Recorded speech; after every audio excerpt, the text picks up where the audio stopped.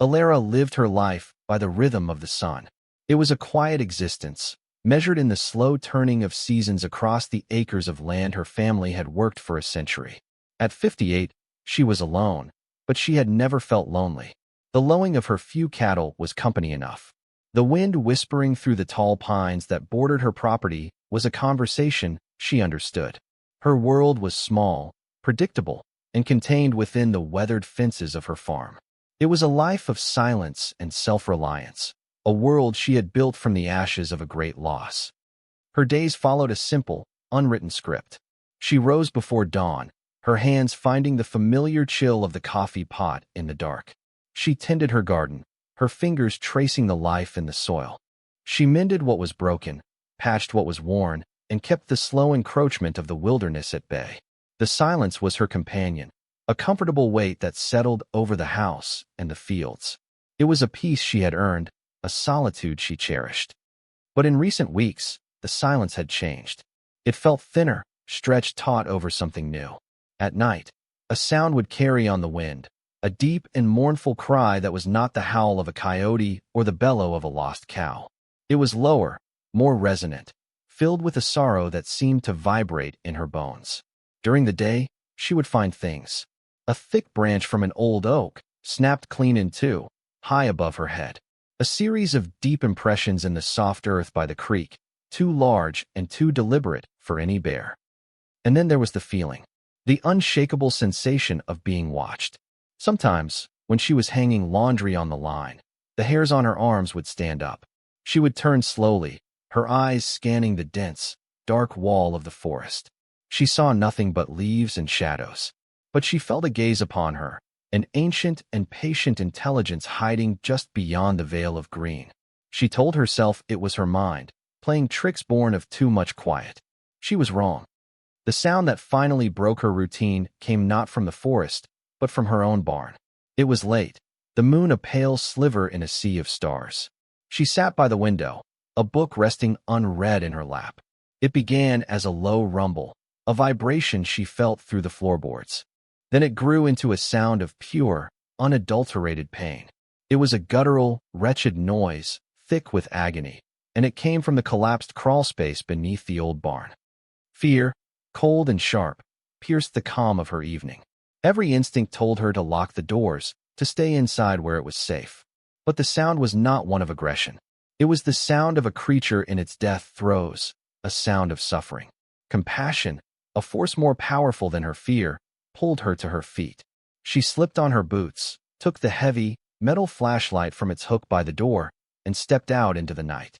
The air was cold and still.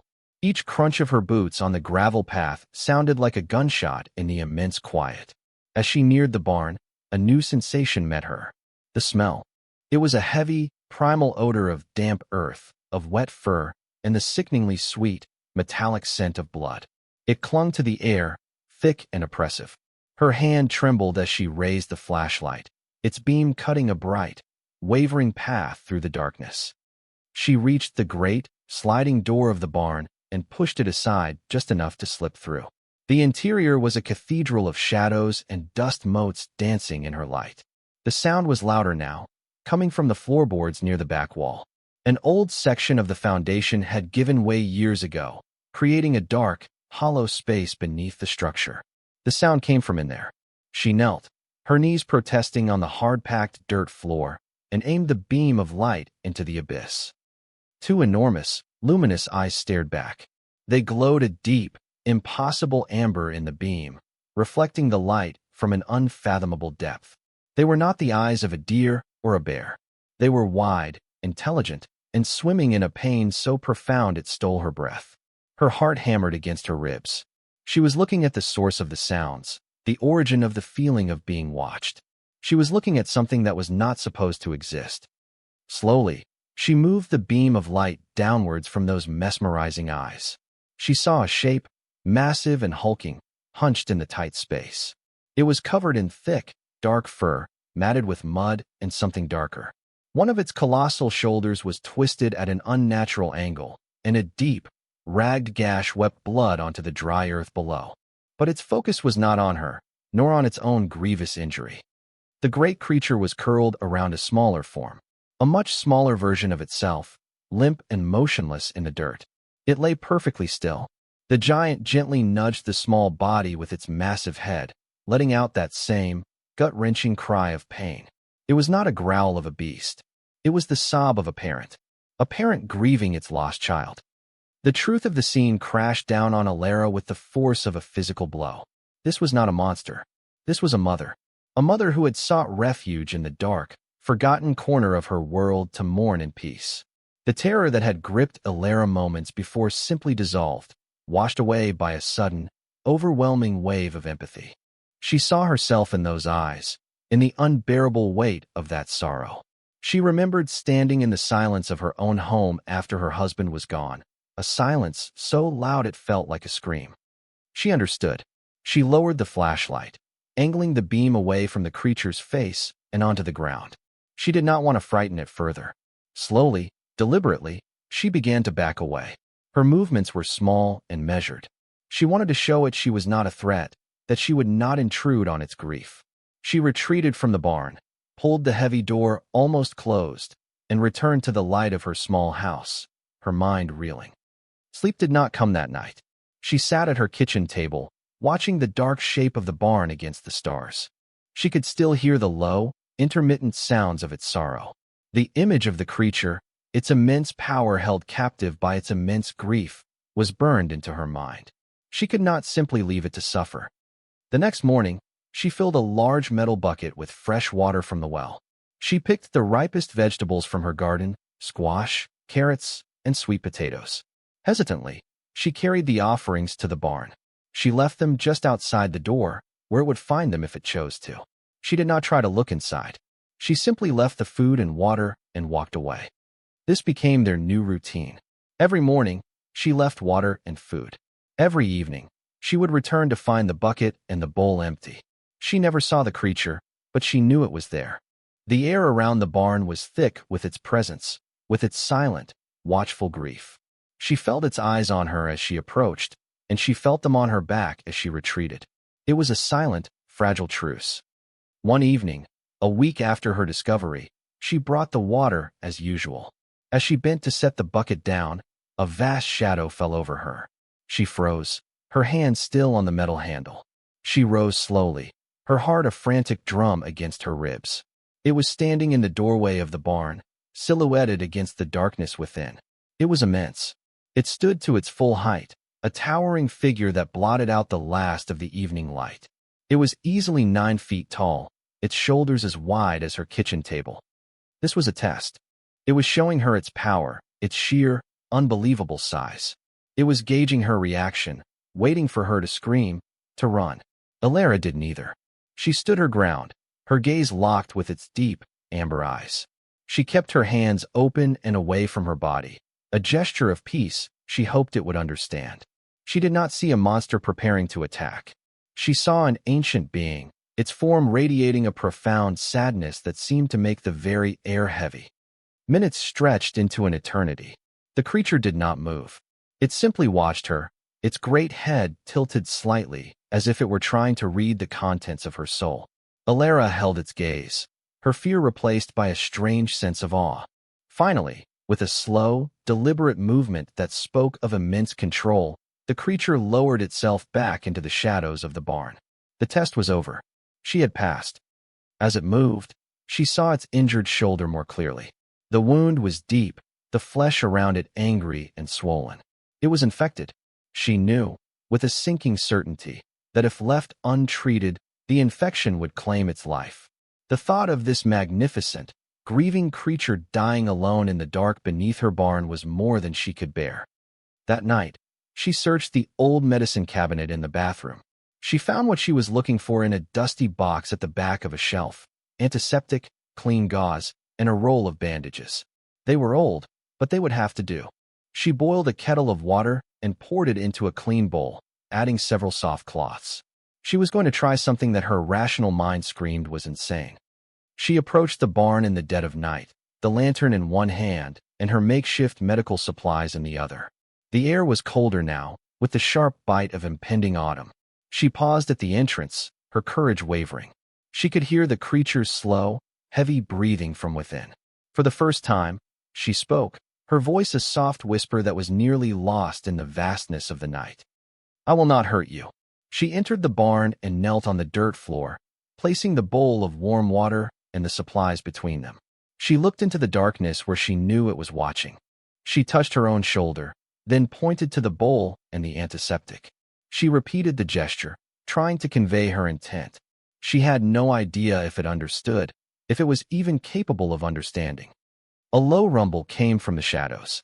It was not a sound of pain or anger, but a sound of questioning. Then, the creature did something that made her breath catch in her throat.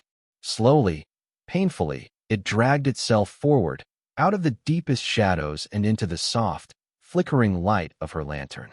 It laid itself down on the dirt floor, its massive body trembling with effort, and fully exposed its wounded shoulder to her. It was an act of complete and total trust. An invitation. Her hands shook as she moved closer. The smell of it was overwhelming now, not unpleasant, but wild and elemental, like a forest after a heavy rain. She dipped a cloth into the warm water and reached for the wound. The creature flinched as she made contact, a deep tremor running through its entire body. A low grunt of pain escaped its lips, but it did not move. It did not pull away. Its immense power, enough to snap her in two with a single motion, was held in perfect check by an astonishing act of will. She worked carefully, cleaning the dirt and grime from the gash. The infection was bad, but she cleaned it as best she could, applying the stinging antiseptic with a gentle hand. The creature's breathing was heavy, ragged, but its eyes never left her face. They watched her with an intensity that was both unnerving and deeply moving. When she was finished, she loosely wrapped the shoulder in a clean bandage. She sat back on her heels, exhausted. The creature slowly lifted its head. It looked from its newly cleaned wound to her face. Then, it raised its uninjured arm. Its hand was the size of a shovel, with long, thick fingers ending in dark, blunt nails. It did not touch her. Instead, it slowly, deliberately, placed its great hand over its own chest, over its heart. It held it there for a moment, a gesture of gratitude so clear, so profoundly human, that it brought tears to her eyes. Then it turned its head, looking back towards the deepest part of the crawl space, where the small, still body of its child lay. A single, soft cry escaped it. It was a sound that blended its gratitude to her with its unending grief. In that moment, the barrier between their two worlds, between human and beast, vanished. There was only the shared, universal language of pain, of loss, and of compassion. For another week, she tended to the wound. Each night, she would clean it and apply a fresh bandage. The creature's trust in her was absolute. It would present its shoulder to her without hesitation. The signs of infection began to fade. The angry redness subsided, and new, healthy tissue began to form. Its strength was returning. She could see it in the clarity of its eyes, in the steadiness of its movements. The deep sadness never left its gaze, but the raw, physical agony was gone. Then one morning, she awoke to a different kind of silence. The air around the farm felt lighter, emptier. She walked to the barn with a familiar sense of trepidation. The food and water she had left the night before were gone. But the presence, the immense, watchful energy that had inhabited the space for weeks, was also gone. She peered into the crawl space. It was empty. The small, still body of the young one was gone as well. She stepped outside and saw them.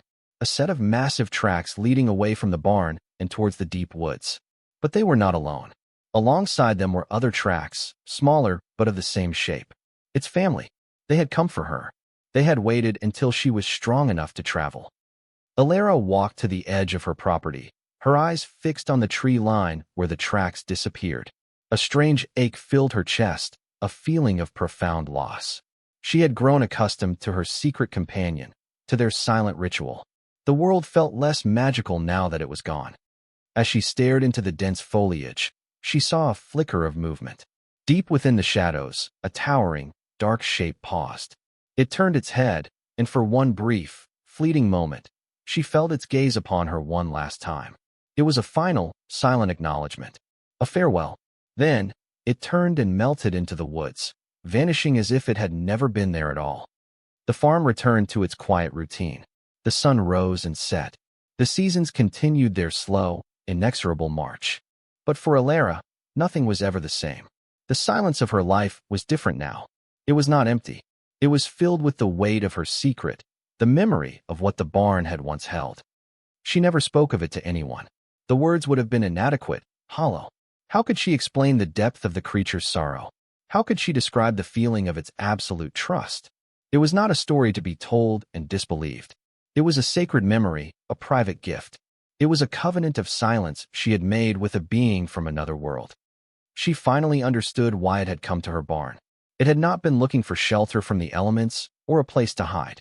It had been looking for what she herself had found on this farm years ago, a quiet place to grieve, a place of solitude where the heart could reckon with an unbearable loss. Years passed. The wood of the barn grew grayer, the paint on her house peeled, and lines etched themselves onto her face. But the memory of the amber eyes in the darkness remained as vivid as the day it happened. The forest that bordered her land was no longer just a collection of trees. It was a curtain, a veil between her world and another. And she knew, with a certainty that settled deep in her soul, that just beyond that veil, a world of ancient sorrow and profound wonder lived on, unseen. The secret she kept was not a burden. It was the most shocking and the most deeply human gift her solitary life had ever received.